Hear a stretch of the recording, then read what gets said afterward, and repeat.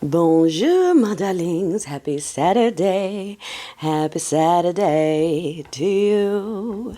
Happy Saturday to you. We got our cup of coffee, and darling, it is time. Which, I mean, it's time for a new party, darling, okay? We've got a new party. We need a new party. We need a party full of that Mamdani energy. And I do not know. I need a political legal eagle to hop in here and advise as to how we make sure that a new party coming through gets the same amount of weight as Team Red and Team Blue. Because from what I understand, the system's kind of set up so that no one else really gets a real power when they get up there and through. It still has to stick with them. So we need to make sure that we clean out everyone else and that everyone new coming in is a fresh progressive butt that actually cares about the working class. Okay, it's like I said on the podcast last night, how much of your money is going to taxes? Not just the taxes they jack out of your check, but everything you buy, everything you pay, everything is taxed, tariffed, something. You're paying for it. Most of your money is going right back to them, and then they are telling you deserve less holidays. You deserve lower pay. You don't want the government money to go back to you. What if some freeloader benefits? It's better to let some freeloading rich person benefit than some freeloading dark-skinned person, isn't it? And a whole bunch of people believe it, darling. You saw the scientists say they think that we're on the other side of a black hole. I think we might be. And I think this might be like the hell planet. I don't know what we did to get here, but I think the MooGAs are the demons in charge of tormenting everyone. President Miller, the Belarusian, if you're on my other socials, there's a very triggery video of a Belarusian man slamming a toddler because he was brown on the floor. And I was like, oh, okay. A reminder to everyone that that is where President Miller is from. So this cruelty, you're waking up every day to see, you wake up and go, oh, look, they zip-tied sick elderly people and carted them away. Great. Oh, look, they scared a child with leukemia. He peed his pants and then they didn't even give him a change of clothes when they threw him in detainment. That's awesome. This is great what's happening. I'm so proud to be an American. I love that my money, like, okay, we get to look at this every day and a bunch of people going, who's going to save us?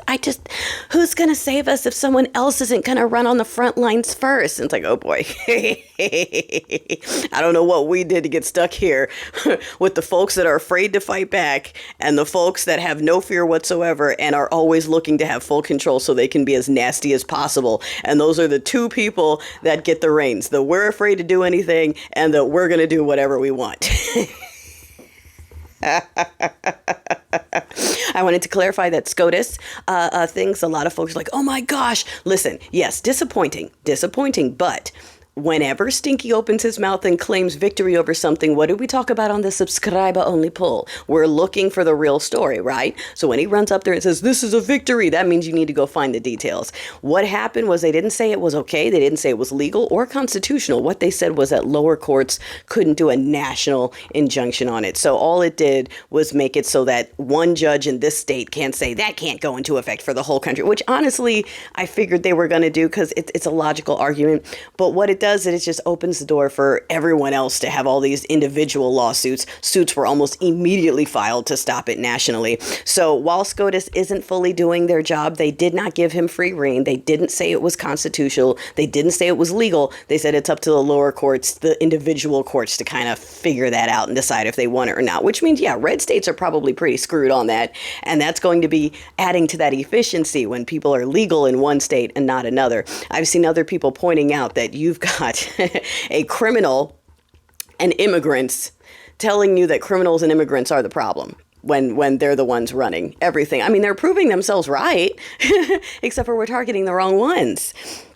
So again, did you see the health trackers? The health trackers? How are the hatters doing with no big government wanting individual trackers on people? Also, I also saw Stinky starting to say that the Second Amendment applies to muskets.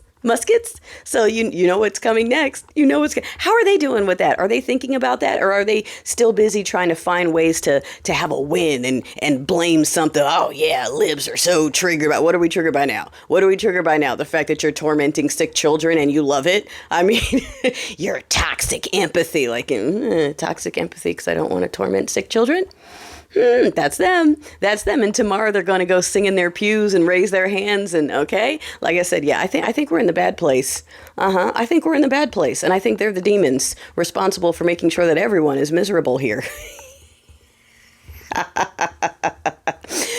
American faux Christians have been taught to idolize the people and things that torment them. If it treats them horribly, they're taught to idolize it. If it causes them pain, they're taught to idolize it and then mirror that pain on everyone else around them. And here we are, stuck on the hell planet. Tech support.